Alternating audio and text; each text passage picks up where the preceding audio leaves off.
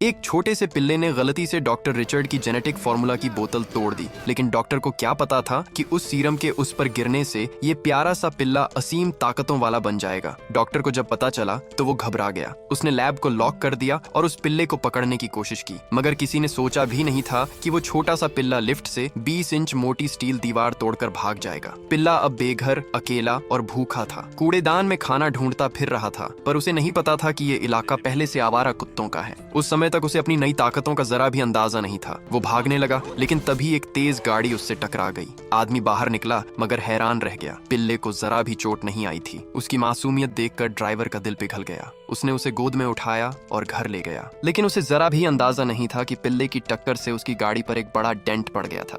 अगली सुबह पिल्ला खाने की खुशबू सूंघकर रसोई की ओर गया। वहां उसे डॉग फूड के कुछ डिब्बे मिले। जैसे ही उसने पहला निवाला लिया, बॉक्स दोनों तरफ से फट गया और सारा खाना दीवारों पर जा लगा। डर कर उसने गड़बड़ साफ करने की कोशिश की। इसके बाद पिल्ले ने देखा सोफे के नीचे एक बॉल पड़ी थी। वो उछलकर पकड़ने गया, पर गलती से उसने पूरा सोफा ही पलट दिया। कुछ देर बाद उसका मालिक एलेक्स घर आ गया। कमरा बिखरा देखकर उसे लगा कि घर में चोरी हुई है। तभी पीछे से किसी ने कहा, मैंने किया। वो चौंका, चारों ओर देखा, कोई नहीं। मजाक में उसने पिल्ले से पूछा, क्या तुमने किया? और तभी पिल्ले ने जवाब दिया, हाँ। दोनों कुछ सेकंड तक एक दूसरे को घूरते रह गए। अब उन्हें समझ आ गया कि वो एक दूसरे को समझ सकते हैं। बाद में एलेक्स ने उसे अपनी दोस्त एवा से मिलवाया, जो अपनी छोटी सी फीमेल डॉगी साथ लाई थी। पिल्ला उसे देखते ही दीवाना हो गया। धीरे धीरे उसने अपनी शक्तियां दिखानी शुरू की। एलेक्स हैरान था। कुछ देर बाद एलेक्स ने पूछा, तुम और क्या कर सकते हो? पिल्ले ने ध्यान लगाया। वो दूर तक देख सकता था, यहाँ तक कि मीलों दूर की आवाजें भी सुन सकता था। अचानक उसने सुना एवा मदद के लिए चिल्ला रही है। बिना सोचे वो सीधा शहर की सड़कों पर दौड़ पड़ा, और तभी उसे एहसास हुआ वो दौड़ नहीं रहा था, बल्कि उड़ रहा था।